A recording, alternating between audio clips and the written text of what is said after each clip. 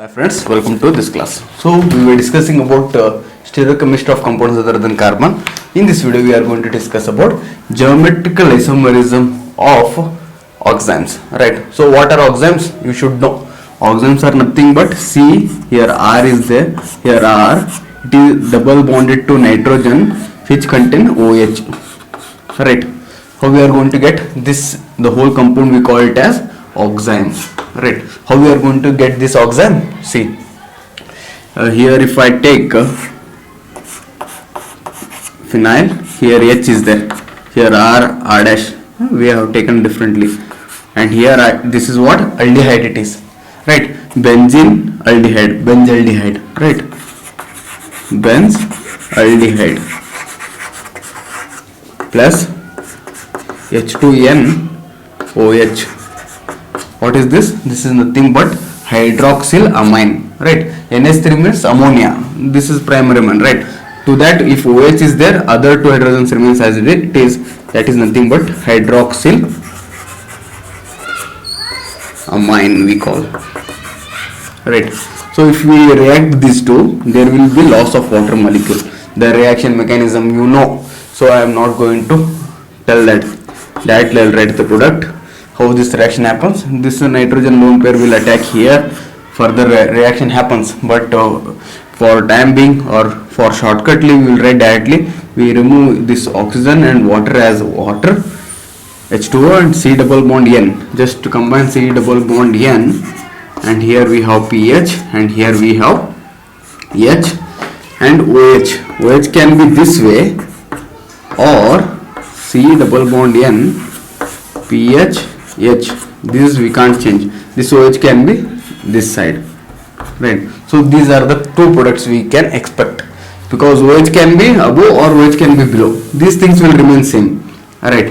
And one thing, so all this carbon, nitrogen all are sp2. sp2 means they are planar, they are all in plane, so there will be plane of symmetry. So these oximes will not be optically active, right? Means these compounds, these oximes are optically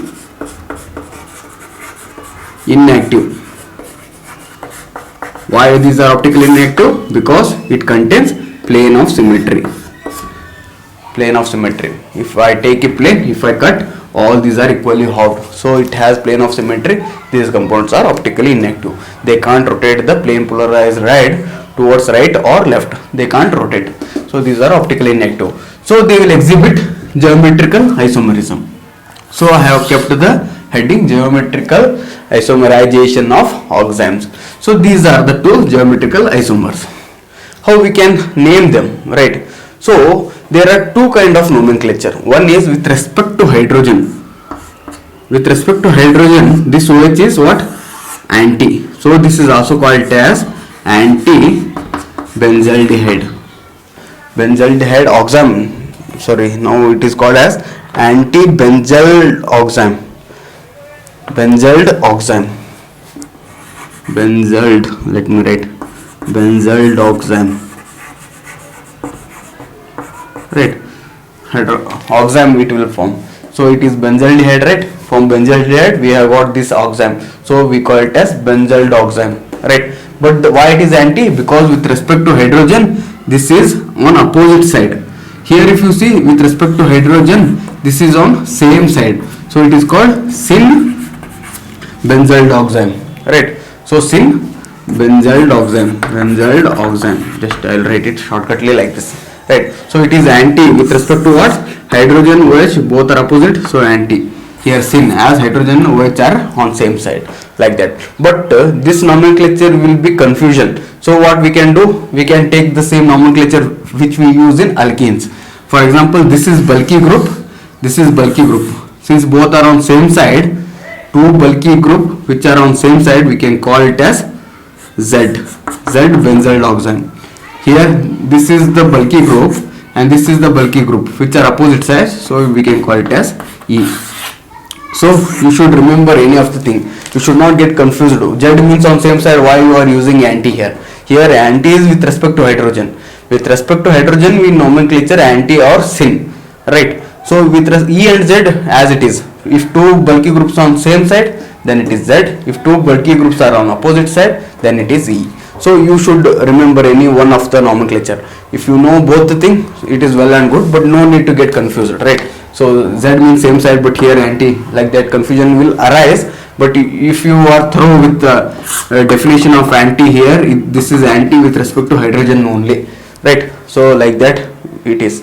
And also one thing you should know. So this is what benzaldehyde. So it is planar, no doubt.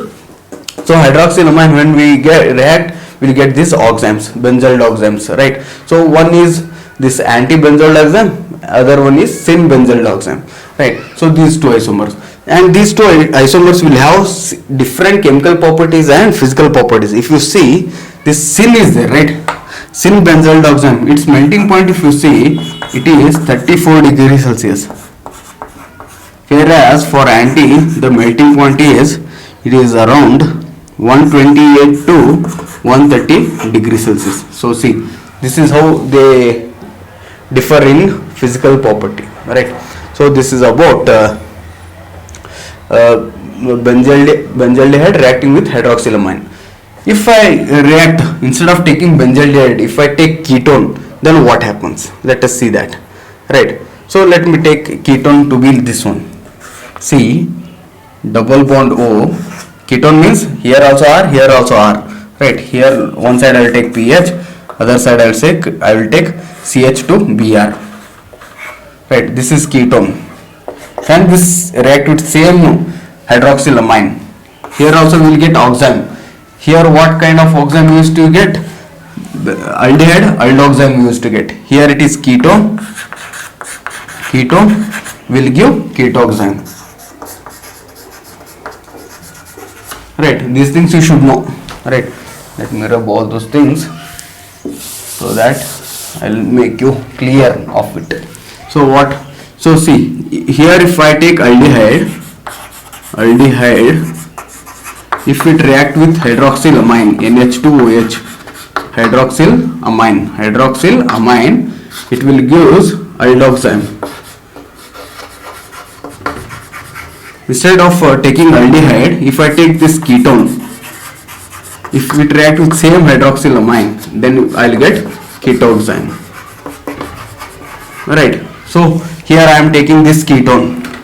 Right. So here also R, here are no hydrogen is there as it is, and here I am adding hydroxylamine to it. So I need to get this ketoxime. So let me write ketoxime. So here what I will get? One I will get pH here, CH2Br. These things remain same as it is. Double bond N, OH will be one side above and other side OH will be below like this.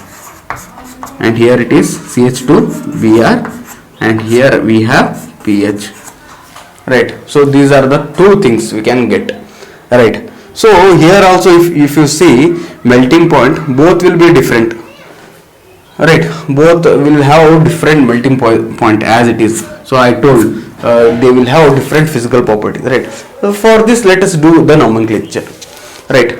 So here also we can do anti or syn, or we can do E or Z, but we should prefer E and Z so that it is common, like it is generalized that if two bulky groups, here this is bulky group, this is bulky group, if two bulky group are on same side, then it is called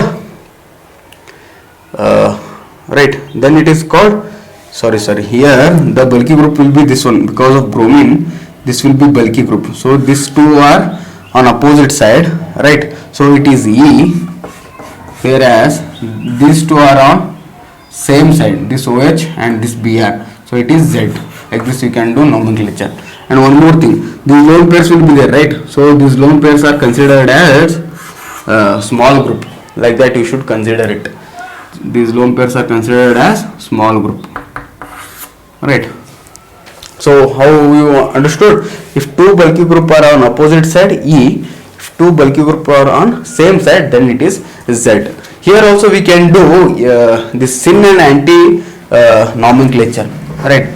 So before giving it that, let me give you the physical property. This is E, right?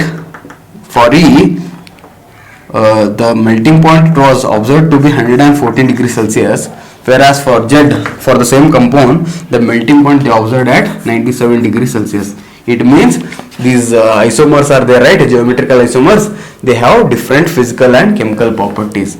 These things you should understand. And all these are optically inactive. Why these are optically inactive? Because all are in same plane.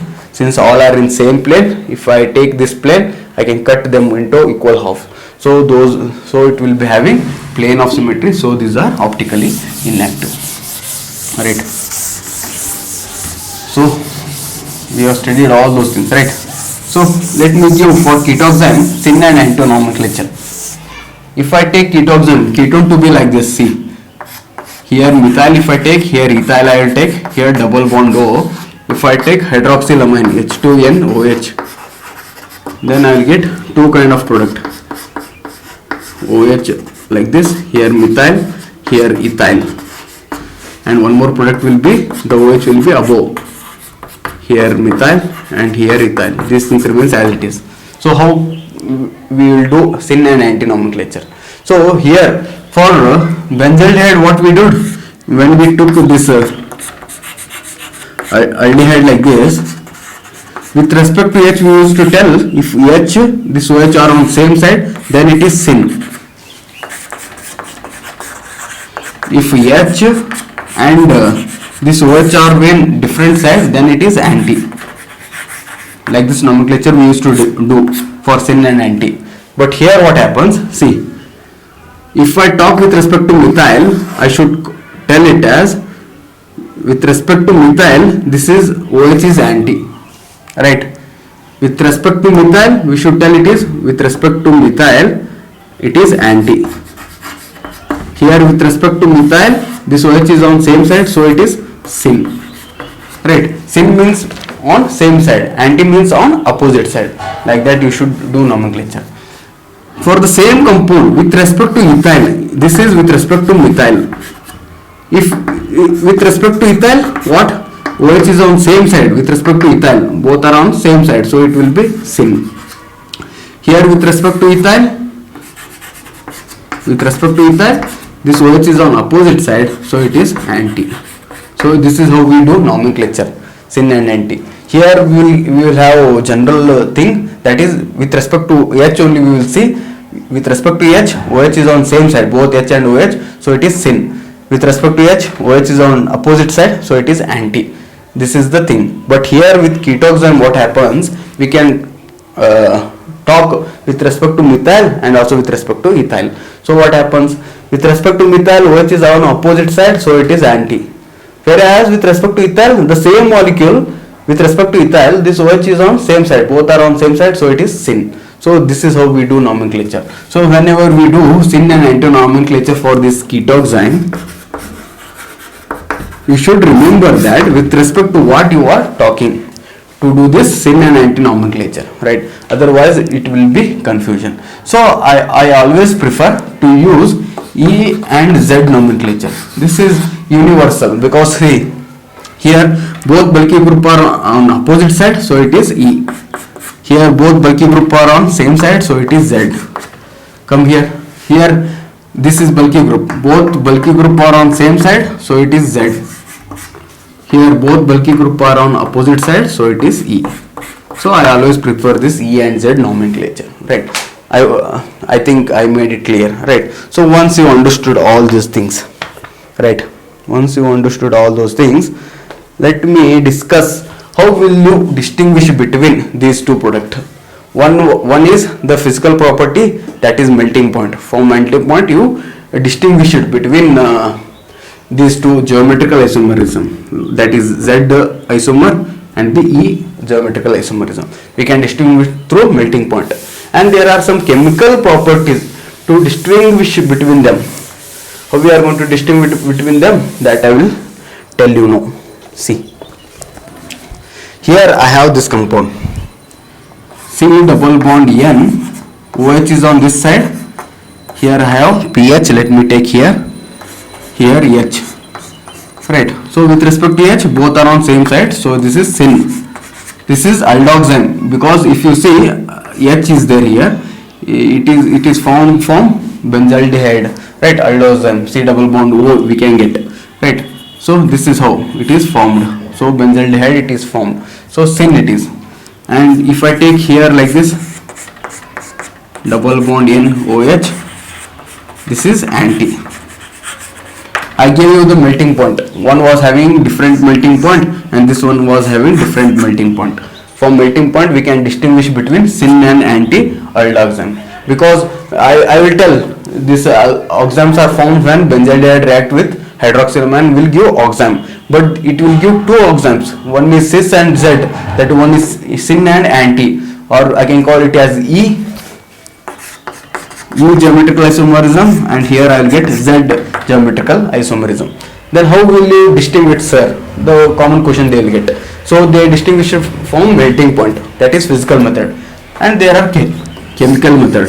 So chemical method is this one. You can make use of it, right? So what they did, acetic anhydride they took, AC2O, acetic anhydride. The AC2O means, AC you should know, AC means what? CH3CO. This group we call it as acetyl group, AC. Simply we will write AC, CH3CO. Here it is CO. AC2O means it will be like CH3CO. This oxygen is there, right? This is here like this.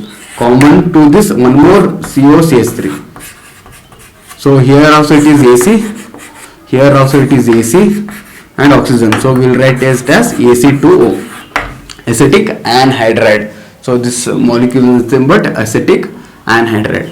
When I took this syn or the E aldoxam with acetic anhydride, they saw that there was formation of this compound PH CH double bond N O AC. This molecule was formed. Whereas when they took this anti or the Z aldoxam with same acetic anhydride, when they reacted, they observed this compound PH C triple bond N. Right, they observed this compound. So we will ask how we got this product, right? So here it is simple. Acetic anhydride means CH3COO-COCH3. This is the structure of acetic anhydride. Here oxygen is having lone pair, so it will donate its lone pair. So it will take its electron density, comes back. This moves as acetic acid, COO minus, and it will take this H plus, forms acetic acid, CH3COH, and one more product will get this thing, right? So OAC means it is like OCOCH3, like so this product will get. Here what happens, see this H and this OH both are an anti-position. So here this is sigma bond, right? So here there will be sigma star. In presence of acidic anhydride, what happens is that this electron density comes here, this proton moves as H plus. So this electron density comes here, this OH will move as OH minus. It will take the electron density as OH minus, this proton moves as H plus. So there will be loss of water molecule and we will get PHC triple bond, double bond is there, this electron density comes here, so triple bond will get and N will get. So here H and OH are anti, so this electron density can come here because of this sigma star only. As soon as this electron density comes here, this bond will be weakened and this will move out as OH minus, and this H plus will react to form water, right? So cyanide will get C triple bond N, right? So here it is carbon is there, but we know we will write like that only, right? So this is how you will distinguish between E and Z aldoxam, right? Similarly for ketoxam also you can distinguish, no much a problem, right? For ketoxam also you can easily distinguish, right? So for ketoxam we can see that, see how will you distinguish. So this is one more reaction in which they distinguished between those things. Here chlorine is there, other things remains as it is. Here NO2, right? So one compound they took this. So here see, if you see, this is bulky group, this is bulky group, both are on same side, so it is Z. one more compound they took, that was E. Both are geometrical isomers. So they took this compound, double bond N. Now they took OH to be this way, right? Here when they treated with NaOH, this OH minus will take this proton, right? So O negative will happen. So easily like this Cl minus will leave the system. So this reaction we call it as nucleophilic ipso substitution reaction. So what product we will get? We will get this product. Sorry. So NO2 will remain as it is. Chlorine left the system. So it is H2N. Here we have O, and here the bond formation happened, and here we have got everything remains as it is. So this is called intermediate, right? So benz isoxazole intermediate, because it is benzene ring, right? Benz, this is isoxazole, oxygen nitrogen heterocyclic compound. It is isoxazole intermediate, right? Intermediate. Further what happens, in presence of OH minus, this reaction will be carried out. So here this hydrogen is there, right? So that hydrogen will be lost and it will form cyanide here. This oxygen takes this electron density. This H plus OH minus will form bond and it will form like OH here, and here C triple bond N, and this NO2 remain as it is. So this Z isomer, when they took with them, right, they got this product, right? So when they took this, here this is hydrogen is there, right? So here with respect to hydrogen it is syn, here with respect to hydrogen it is anti. See, both are opposite side anti. If I see the E and Z nomenclature, bulky group is this side and bulky opposite, so it is E. With respect to hydrogen, since both are on same side, so it is syn. So both the nomenclature we have used.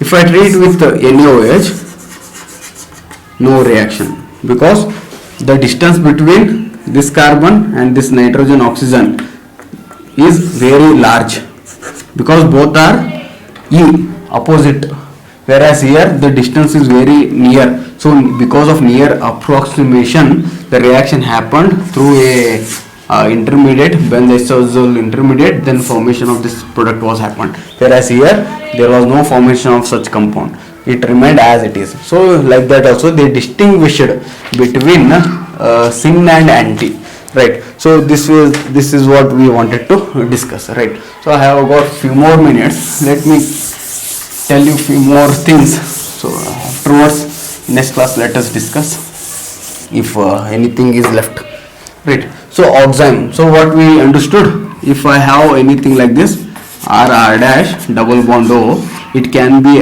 aldehyde or ketone.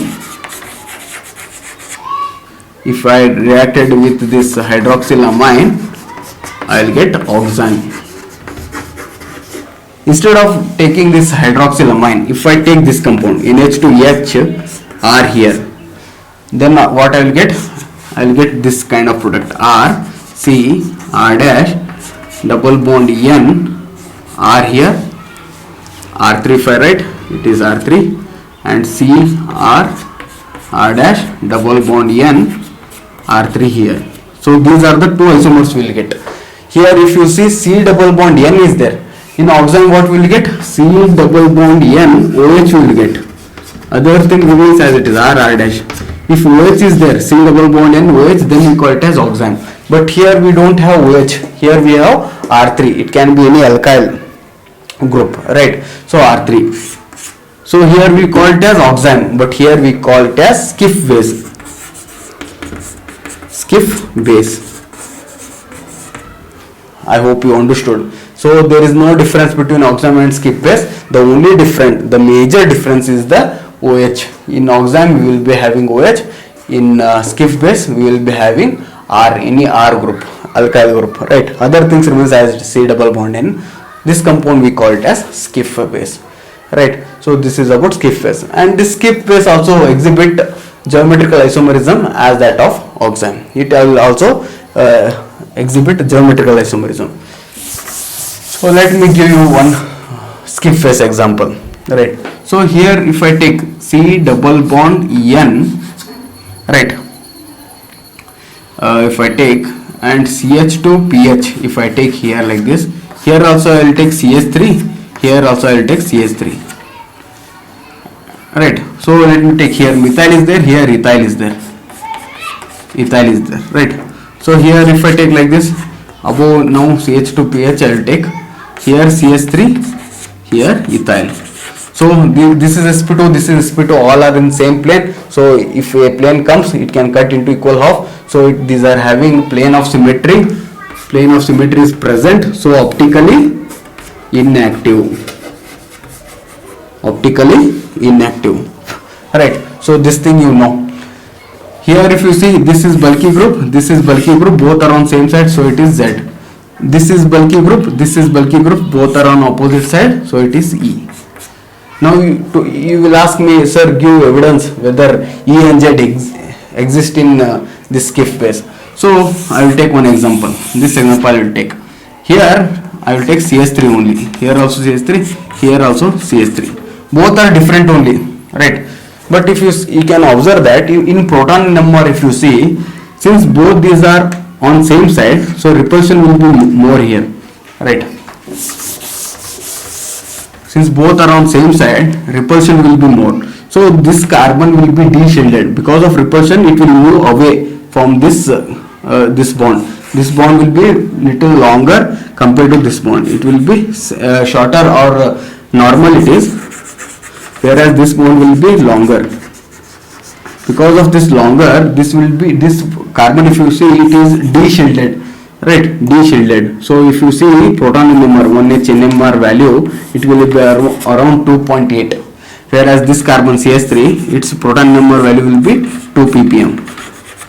It is 2.8 ppm, right? So you can distinguish whether this CH2PH is on which side, because of repulsion here, this bond will be little longer, so it will be more de-shielded compared to this. Since it is de-shielded, one which is more de-shielded will have more delta ppm value, delta 2.8 ppm value, whereas it is shielded, so it is delta 2 ppm value. This is the proton NMR value. This is how we can distinguish between whether on same side or not, right? So these were the things which I wanted to discuss about oxime and Schiff base. In other things I will explain it in the next video. Till then, take care and have a great day.